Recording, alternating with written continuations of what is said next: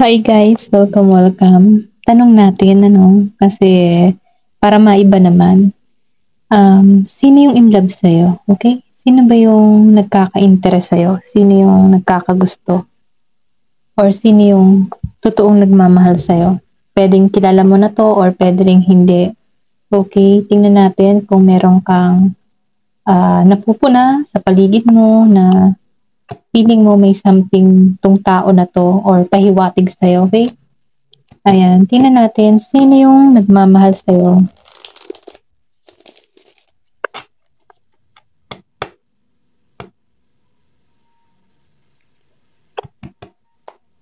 Be open-minded po, hindi po halos lahat makaka-resonate, kaya piliin niyo na lamang. And thank you nga po pala sa mga nag-subscribe at sa mga bumabalik. Ayan, start na tayo. Sino ba yung nagmamahal sa'yo? Okay? Tingnan natin yung sign and clue. Sino ba yung nagmamahal sa'yo? Give me the message. Sino yung nagmamahal yan sa'yo? Pasensya na kung ako yung minsan inauutal, talagang ang dila ako ay pilipit. Oh, the Hierophant. Taurus energy. Give me the message. Sino yung nagmamahal sa'yo? Nang totoo. Ayan. Six of Swords. I think meron ditong past person.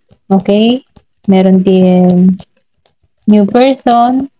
Piliin nyo na lamang ha kung kilala nyo tong nagmamahal sa'yo. Kasi meron ako nakikita dito na past person mo. Give me the message. Sino yung nagmamahal sa'yo? So, meron ditong Nine of Swords, reverse. Give me the message. Sino yung nagmamahal sa'yo? Oh, the lover. Lumabas ang the lover. So, mahal ka talaga din ito. Tingnan pa natin. Sino ba to? Sino ka? Give me the message. Sino yung nagmamahal sa'yo? Meron nakikili ko dito, no? Meron nagmamahal sa'yo. Pero meron ding tukso sa paligid. Okay? Merong obstacle tong connection na to. Ito nakikita ko. Give me more information. Oh, the Emperor. Emperor energy, Aries. Then, meron ditong Page of Swords. Gemini, Aquarius, and Libra. Taurus energy. Ito mga nakikita ko ha. Give me the message. Ayan, may Four of Cups. Scorpio, Cancer, and Pisces. Then, Three of Cups. Okay? Scorpio, Cancer, and Pisces. Okay, tingnan natin. Kilala mo na yata to eh. Nakikita ko dito yung past person mo, okay? Then, meron din dito new na nagkaka-interest sa'yo. Ito lang nakikita ko, may pagkayang energy to. Pero ganun pa man, tingnan pa natin kung ano pa yung mga clue para rito.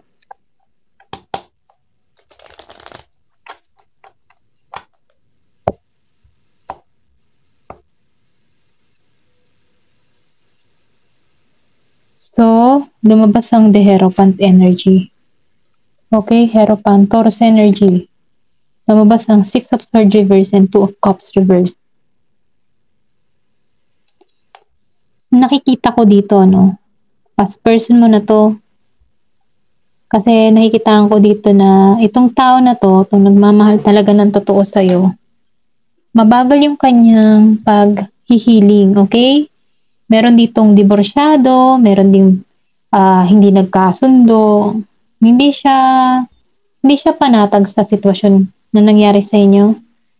Yung breakup na nangyari sa inyo, yung hiwalayan dito, kasi meron dito nag-divorce or pwede rin sabihin na naghiwalay, hindi nagkasundo, walang pagkikita. Na kung saan yung isa dito,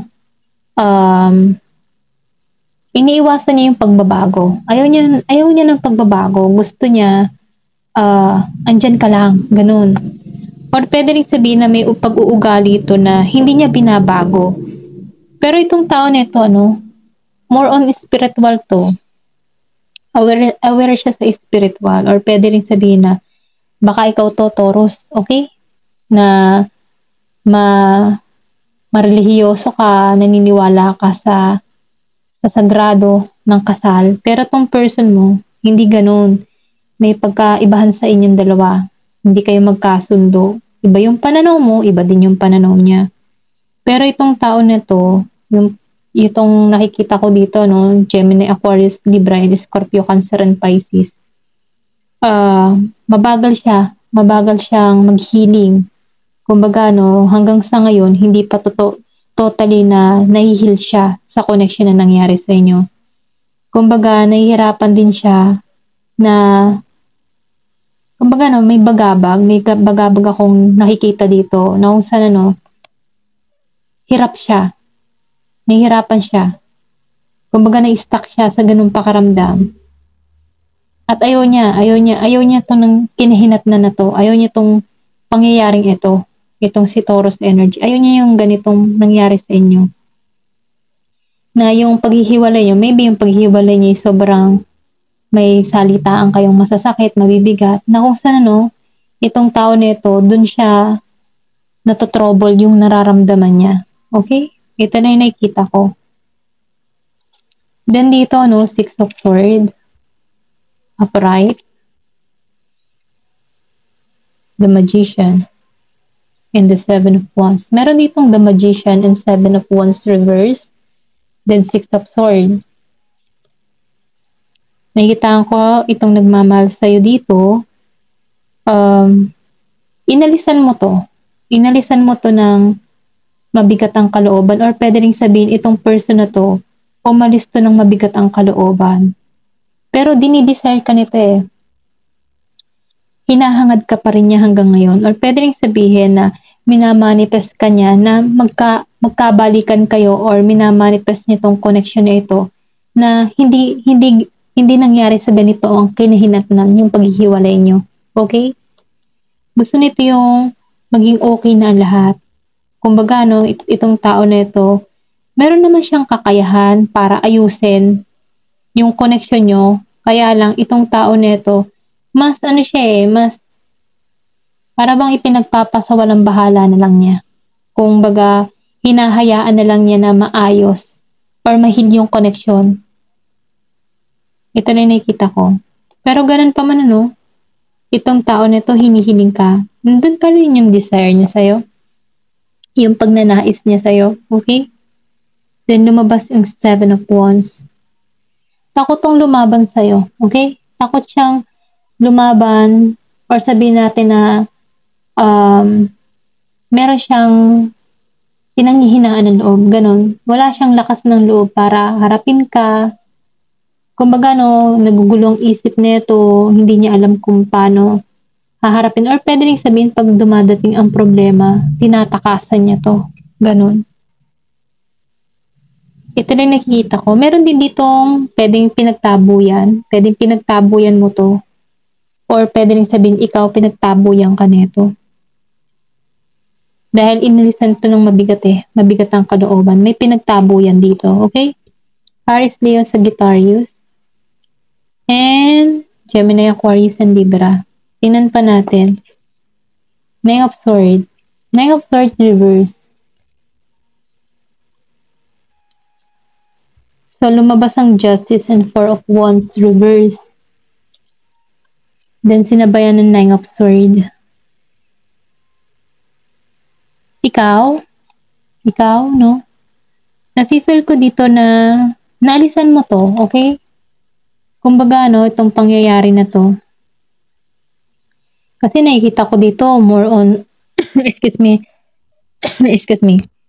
yung nagmamahal sa'yo, past person mo pa rin yung lumalabas dito eh. Dito sa Nine of Swords, kasi nakikitaan ko dito na naalisan mo to, na kapag moving on ka na dito, natanggalan mo na to. Kumbaga, nafe-feel ko dito na pinagpasuggest mo, hinayaan mo, naniniwala ka sa karma na kapag may gumawa ng masama, di masama din. Kung ano yung ginawa sa'yo, ganun din ang gagawin. Ganun yung mindset mo dito eh. Na kung saan nakikitaan ko dito na natanggalan mo tong mga bagabag na nararamdaman mo sa person mo, natanggalan mo yung pain, or sabihin natin na nagpatuloy ka sa buhay mo, na tinulungan mo yung sarili mo, okay? Kumbaga nakikitaan ko dito na nakakatulog ka na, kumbaga yung mga bangungot na ng nakaraan, bangungot na lang yun eh, nakaraan na yun eh, kumbaga tapos na yun. Nandun ka na sa point na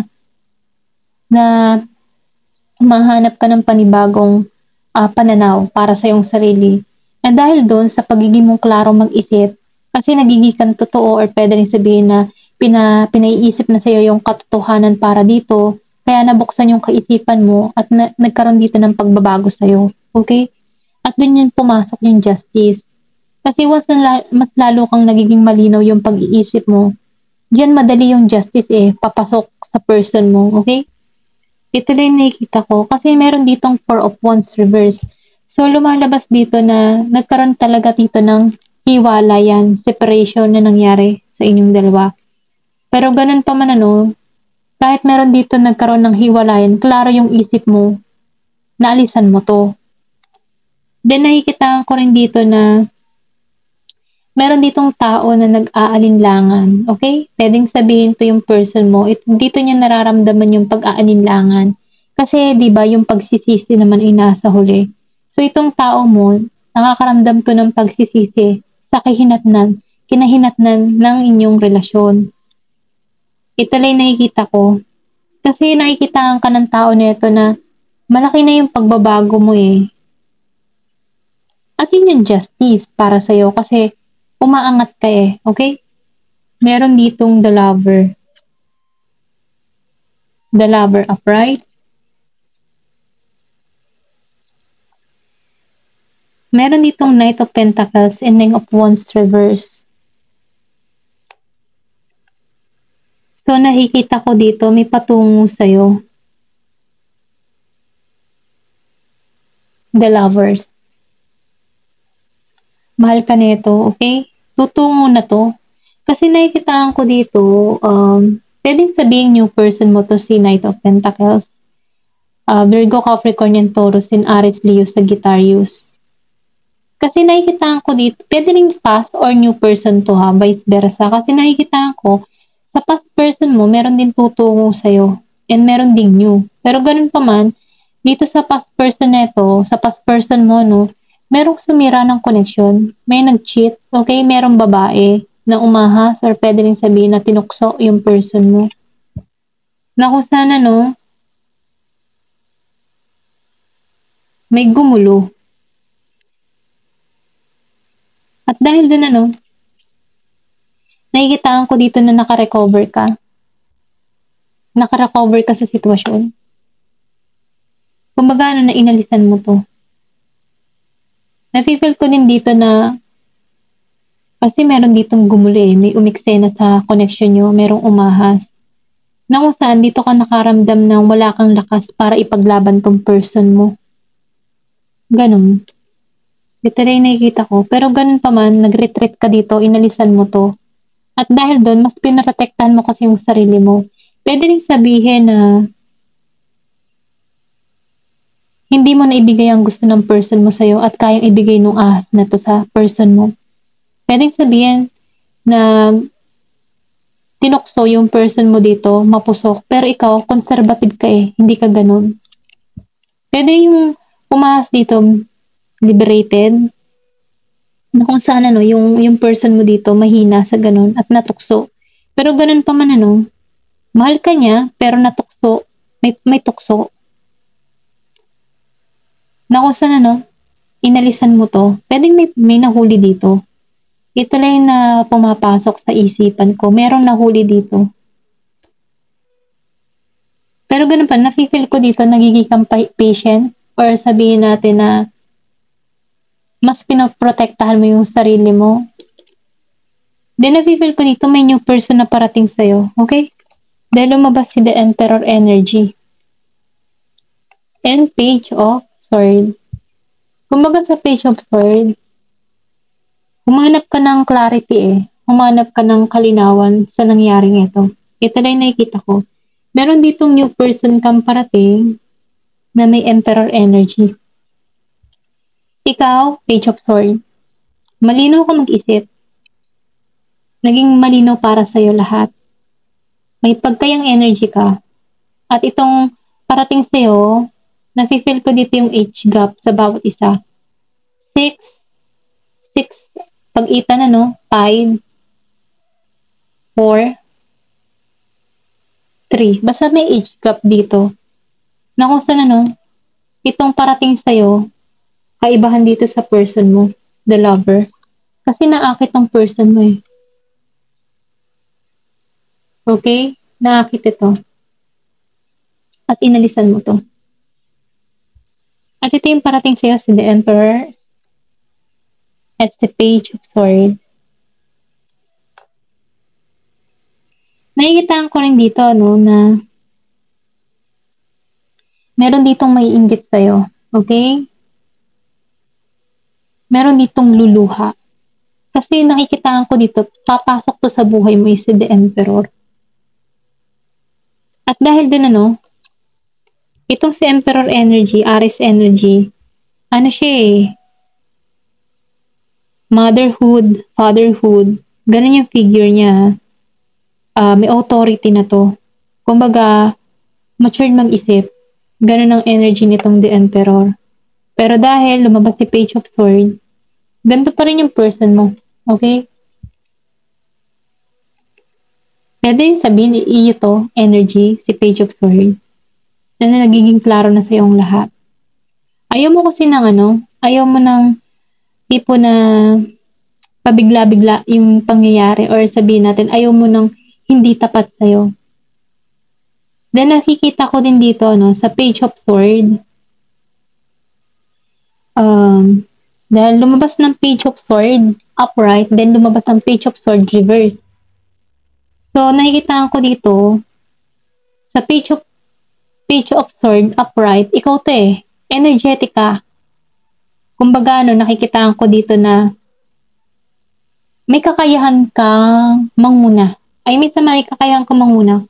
Kaya mo magdesisyon. Klaro sa'yo ang ginagawa mo. Klaro sa'yo yung mga desisyon na ginagawa mo. Na kung saan meron kang lakas. Nafe-feel ko dito yung pagiging mong energetic. Okay? Masayahin. At ito yung magugustuhan sa'yo ni Emperor Energy. Yung pagiging mong masayahin, energetic. Pero yung person mo kasi, pabigla-bigla. Kumbaga, marami tong mga sinayang na oras sa inyong dalawa. Then, nakikita ko din dito na pinag-usapan kayo dito, okay? Pinag-usapan yung relasyon nyo na kung saan inalisan mo to. Kasi itong tao nito, hindi siya faithful sa the star reverse. Hindi ka nagtagumpay dito, okay? Hindi ka naging matagumpay dito sa person mo. Pero itong parating, Emperor energy, okay to. Ito lang nakikita ko. Naging hindi ka matagumpay dito. Itong person mo, meron tong mararamdamang insecurity sa'yo. Kasi magiging kang okay Kasi ang nakuha mo dito, Emperor energy. Pwedeng sabihin may pagka-boss type to. Meron na sa buhay. Kasi Emperor na yan Tingnan natin, si Four of Cups. Lumabas si Four of Cups. The Tower. Lumabas ang The Tower, upright. And then sa Page of Cups, reverse. So, nakikita ko dito, na marami kang napalampas na oportunidad dahil sa past person mo, okay? Kasi nakita ko rin dito na hindi ka sinuwerte. Kasi immature yung person mo dito napaka-immature. And then nakikita ko rin dito na may pagka-obsessed to sa'yo. Kaya lumabas ng The Tower, nakikita ko dito na meron ditong sabihin natin na pangyayari na giniba tong connection na to kasi hindi matibay yung pundasyon Okay? Giniba yung connection nyo kasi hindi matibay yung pundasyon dahil may tukso sa the lover. May natukso dito. At dahil din meron ditong nasira. At ito'y naging masamang balita para sa'yo. Kaya marami kang napalampas na oportunidad dahil dito. Ayan. Three of Cups. Upright. So, nafe-feel ko dito, na meron talaga dito na nakaranas ng hiwalayan. Ten of Cups. Hindi naging matagumpay yung connection. Kumbaga, yung broken family, broken home. Nalos yung family dahil dito. Dahil meron dito, babae, lalaki, sa connection nyo na nag-cheat. Pero ganun pa man nakikitaan ko dito yung Three of Cups. Merong new beginning na parating sa'yo. Confirmation. Meron din ako dito nakikita na masaya ka sa panahon ngayon, independent ka, Queen of Wands. Independent ka, masaya ka, masayahin ka, naibalik mo yung kumpiyansa mo sa sarili mo, yung confident mo. Kasi ginagamitan mo na ng intuition or ginagamit mo na yung kutob mo sa bawat desisyon na gagawin mo. Then, lumabas yung Three of Cups. Ready ka nang makipag-collaborate sa iba, ready ka nang pakisalamuha or ligawan muli. Yung tipong ready ka na ulit, makipagsapalaran. Handa ka na ulit. Okay? Tingnan pa natin kung ano pa yung lalabas sa'yo. Ayan. Tingnan natin dito sa True Love. True Love Oracle. Dahil sino ba to? Nakikita ko dito na ang nagmamahal sa'yo ay past at new. Parating. May parating sa'yo. Mahal ka pa rin ng past person. May tukso nga lang. May tukso. Give me more information.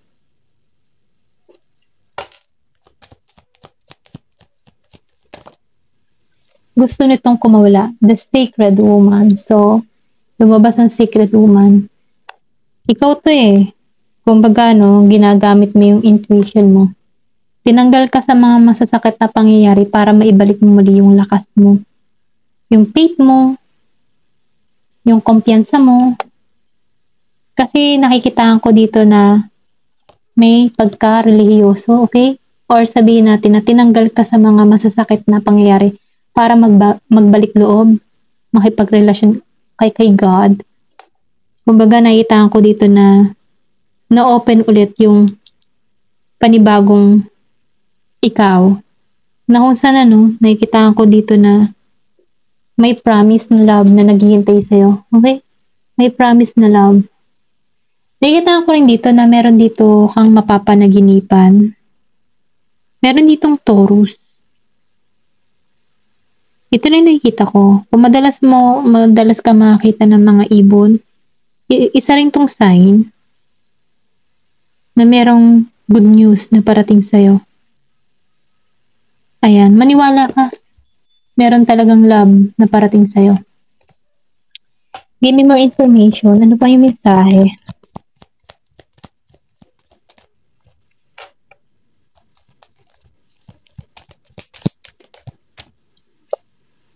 Resolving conflict. Meron din tutungo sa'yo. Pwedeng past person mo to. Aayusin yung gulo. Okay? May pag-aayos. Kasi itong tao na ito, nakikita ko nito na mauunawanan nito yung sitwasyon. Mararamdaman nito na ikaw pa rin pala talaga hanggang sa huli. Kasi, love ka pa rin niya. Ayan. May makikipag-ayos sa'yo kasi hindi mawala-wala yung pagmamahal niya sa'yo. Meron ditong nalulungkot. Nalulungkot yung person mo. Give me more information.